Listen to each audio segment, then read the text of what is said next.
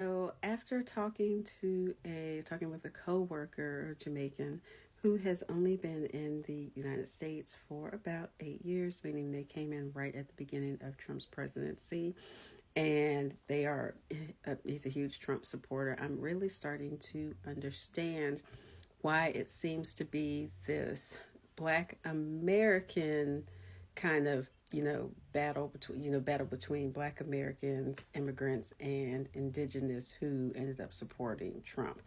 Now, I'm going to use this as an opportunity to plug a book that I feel everybody should read. It's called The Dilemma of a Ghost by Ama Ata Adu, and she is a Ghanaian writer. And really using this to support my argument. It's really the only way I can sometimes articulate my thoughts is by referencing the book.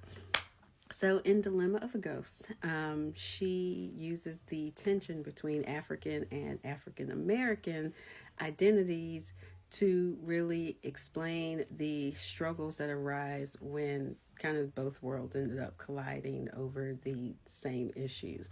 Now, Atto, a Ghanaian man who studied in America, brings his African American wife, Eulalie, back to Ghana, hoping to unite both of his homes. But once she gets there, of course, Eulalie kind of finds herself in this unfamiliar culture that no one helped her understand, but they automatically expect her to conform true to these traditions.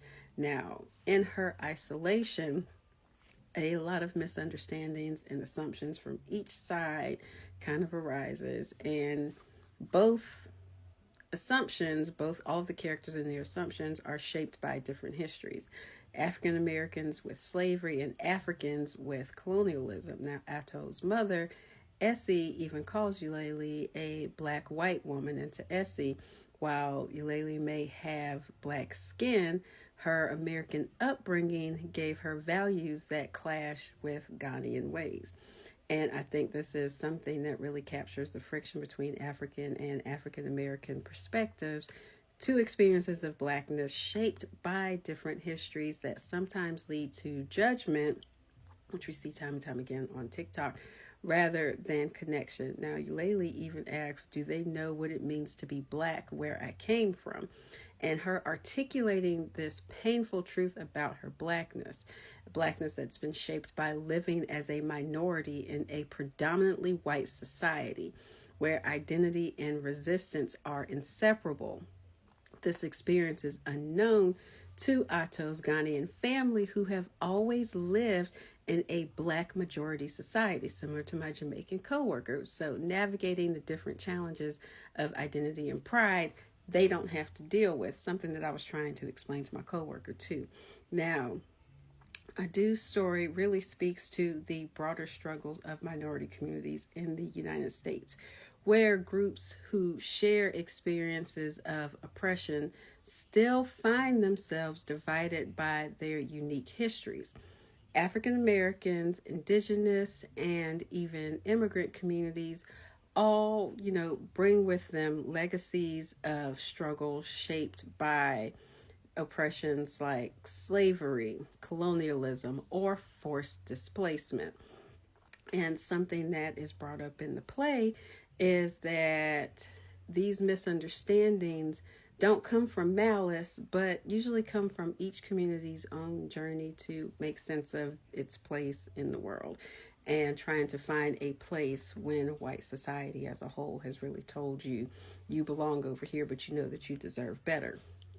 And for African Americans who see the U.S. as, a site of historical trauma and a place where our culture, has fought to survive. The identity for us is often about resistance. We're not going to stay with the status quo. We're going to fight to change it. Meanwhile, immigrant communities view the U.S. as a place of refuge from either colonial or economic hardships, and they don't understand African Americans' critique of America. They see it as confusing.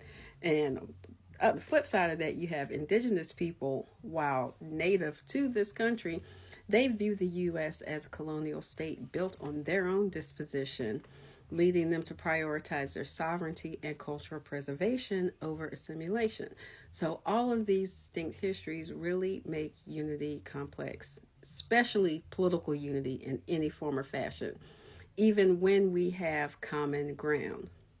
So in the play, like I said, I do kind of highlights how identity is often marked by contrasting expectations within minority communities. African Americans have a long standing resistance to assimilation, and it's sometimes misunderstood by immigrants who see blending into society, as a survival strategy. Meanwhile, we don't have to do this. Similarly, indigenous people strive to protect their traditions from erasure, focusing less on assimilation and more on self-preservation in the face of their own historical trauma. So each of these approaches by each minority group can lead to different priorities and points of tension amongst the groups, especially when it comes to voting and which candidate you should look for. Now, in the novel, or in the play, Essie's labeling of Eulalie as a black-white woman really reveals how easy it is to misinterpret each other's behaviors as inauthentic or assimilative without understanding the underlying reasons. And these biases are often a result of internalized colonial mentalities.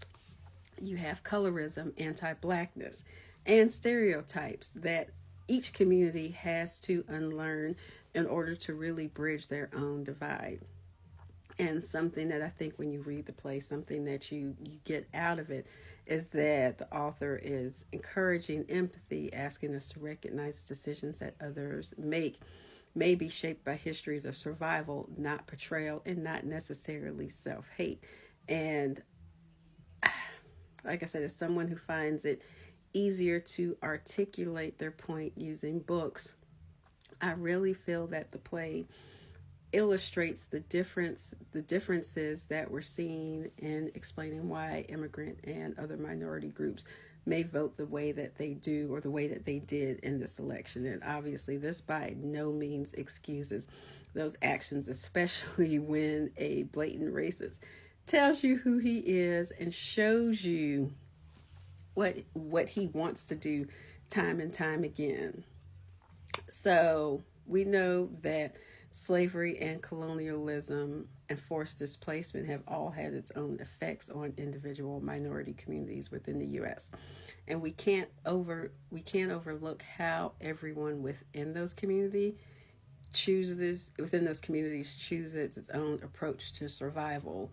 But I think understanding and then educating on the policies are what will help all of us kind of move our path forward.